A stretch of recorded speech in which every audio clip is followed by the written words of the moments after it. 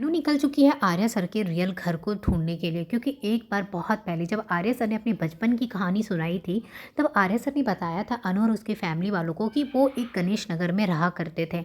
और ये बात सुनने के बाद अनु अब यहाँ पे सोच में पड़ गई है, क्योंकि यहाँ पे जो कुछ भी जलंधर के साथ हुआ उसके बाद अनु के मन में बहुत सारे सवाल चल रहे हैं। तो अनु को लगता है कि एक बार आर्या सर के जो रियल घर है वहाँ पे जाकर भी कुछ पता करना चाहिए मुझे। तो अनु यहाँ से निकल जाती है और कुछ एरिया में पहुँचती है और पूछती है कि यहाँ पे गणेश नगर कहाँ पे है। तो एक बूढ़ा आदमी होता है जो वहाँ पे बैठा होता है, वो कहता है कि इस नाम से तो यहाँ पे कोई भी जगह नहीं है। जिसको सुनकर अनु बहुत ज़्यादा शॉक्ड हो जाती है, क्योंकि अनु को यहाँ पे जानना था कुछ जो अब उसे पता नहीं चल पा रहा है। जब से उसके हाथ में वो लेटर आया जलंधर का और उसमें ये सब कुछ लिखा होता है कि झूठ मैं नहीं बोल रहा, झूठ आर्या बोल रहा है। जब से आर्या को पता चला है कि मैं जेल से निकल चुका हूँ, तो यहाँ पे वो लोग मुझे तुमसे मिलने के लिए ज़रूर रोकेंगे। तो पता नहीं मैं तुमसे मिल पाऊँगा दोबारा या नहीं मिल पाऊँगा, मैं सच्चाई बता पाऊँगा या नहीं बता पाऊँगा, इसलिए मैं तुम्हें ये लेटर लिख रहा हूँ। ये सब कुछ सोचने के बाद अनु को लगने लगता है कि पता नहीं क्या चीज़ है जो मुझसे छुपाया जा रहा है। अनु फिर यहाँ पे अपने पापा से भी ये सवाल करती है, क्या कोई मरता हुआ इंसान झूठ बोल सकता है? तो यहाँ पे उसके पापा कहते कि नहीं, जब कोई इंसान मर रहा होता है ना, तो वो इंसान कभी भी झूठ नहीं बोलता है। जिसको सुनने के बाद अनु के मन में और भी सवाल उठने लगते हैं। अनु को लगने लगता है कि ऐसी कौन सी चीज़ है जो मुझसे छुपाई जा रही है, क्योंकि यहाँ पे आर्य सर ने मुझसे क्यों बताया था कि वो बचपन में कहाँ पे रहते थे और वो जगह है ही नहीं।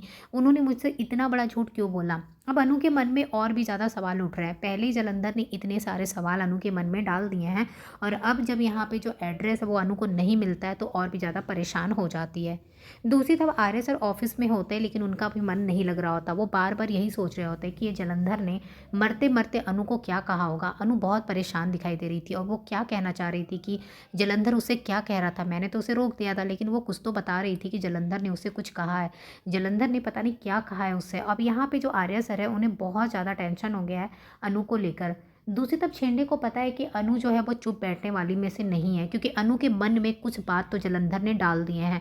तो अनु अब यहाँ पे फाइंड आउट करने की कोशिश करेगी, जानने की कोशिश करेगी कि आखिरकार क्या सच्चाई है। तो झेंडे का ध्यान अब पूरा अनु की तरफ है। यहाँ पे देखेंगे वो अनु कहाँ जाती है, कहाँ नहीं जाती है, हर कुछ वो ट्रैक करता हुआ दिखाई देगा। झेंडे को जैसे ही एहसास होता है कि अनु एक एरिया में गई है कुछ पता करने के लिए, और उस एरिया में क्यों गई है ये बात वो जानने की कोशिश करता है, तो उसे कहीं ना कहीं से ये बात पता चल जाता है कि अनु इस एरिया में इसीलिए आई थी, उसे जानना था कि गणेश नगर कहाँ पे है। और ये बात जानने के बाद झेंडे और भी ज़्यादा शॉक्ड हो जाता है, और बहुत जल्द वो आर्या को इन्फॉर्म करेगा कि अनु आज तुम्हारी रियल हाउस को ढूंढने के लिए निकली थी। इसका मतलब उसके मन में जलंधर ने बहुत कुछ डाल दिया। वो क्यों ऐसा चाहती है, क्यों जानना चाहती है कि तुम कहाँ रहते थे, तुम क्या करते थे, तुम्हारी रियल आइडेंटिटी क्या है, वो सब कुछ क्यों जानना चाहती है अचानक से। आखिरकार अनु के मन में जलंधर ने क्या डाल दिया है। अब यहाँ पे आर्य सर और परेशान हो जाएंगे। उन्हें लगेगा कि पता नहीं क्या हो गया अनु को। अनु फिर से मेरे ऊपर शक करना शुरू कर दिया। जलंधर ने जब से उसे कुछ कुछ कहा है, तब से वो फिर से आ गई है अपने डिटेक्टिव मोड में। और यहाँ पे देखेंगे दूसरी तरफ जो मीरा है वो पुष्पा को फंसाती भी दिखाई देगी, क्योंकि यहाँ पे पुष्पा जिस तरीके से दलदल में घुस रही है, यहाँ पे मीरा उसे और भी ज़्यादा घुसाती जाएगी, और वो इस तरीके से फंस जाएगी। उसके बाद मीरा उसका फ़ायदा